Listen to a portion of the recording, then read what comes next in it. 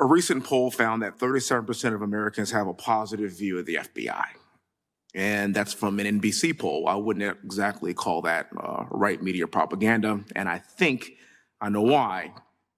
Here's what the American people know and believe about the FBI today, sir.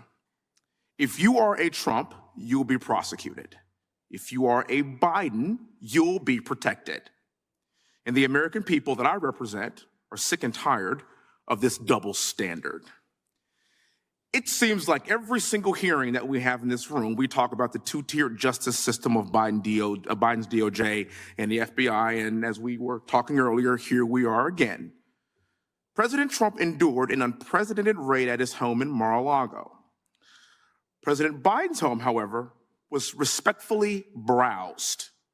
President Trump is facing up to 400 years in federal prison for allegedly being in possession of classified documents he obtained as the commander-in-chief of these United States of America. And meanwhile, President Biden is facing no charges for the classified documents he had held at his time as a senator and a vice president, not the president of these United States of America. And last I checked, he had no legal authority to declassify those documents.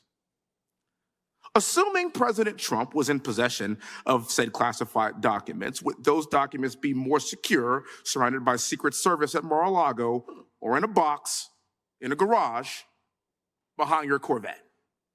No, the answer to that question. Question for you, sir. What can you tell us about the status of the FBI's investigation of President Biden's classified documents found next to his Corvette in Delaware and those found at the Penn Biden Center? Do we have an update on that, sir? What I can tell you is that there is an ongoing special counsel investigation led by Mr. Robert Hur, and we have FBI agents affiliated with it, working on it, working very actively and aggressively with him on that case. I obviously disagree with your description of the two standards. In my view, at least under my watch, we have one standard. Okay. And that is we're going to pursue the facts wherever they lead, no matter who likes it. And I add that last part because especially in sensitive investigations, almost by definition, somebody's not going to like it. So I understand, and that's actually why I led with the sentiment of the American people. I understand that's your sentiment. I do want to finish this. So I want everybody to talk about this dichotomy that we have seen. I get your point, sir, but that's just not what we see as the public, as we the people. We see one case being fast-tracked and one case being slow-walked. We see one president's home being raided, the other president's home being kindly searched. You have one government agency, the Secret Service, protecting the former president and his home, and another government agency, the FBI, raiding the same home. Now, to me, sir, that's tragically ironic. And we expect more from a functional constitutional republic, and these things shouldn't be happening. Now, it's my opinion that Joe Biden is the most unpopular president we have seen in a century, and that's why he knows the only way to stop President Trump from beating him in November is by putting him in jail. You talked about this, Mr. Fry. In the 247 years of this existence of this great nation, only one president has ever been indicted by the DOJ and has home raided by the FBI. Now, some have said that President Trump's indictment means that no one is above the law. Okay, all right, I would love to see that. But what about Hillary Clinton? And what about Joe Biden? And what about Hunter Biden, who is America's favorite son? And let me tell you something, I got a 4-year-old daughter and a 2-year-old daughter at my house. Hunter Biden to me is like glitter. He is on everything and you cannot get rid of him. And yet nothing is going to be done about this. We're sick of it.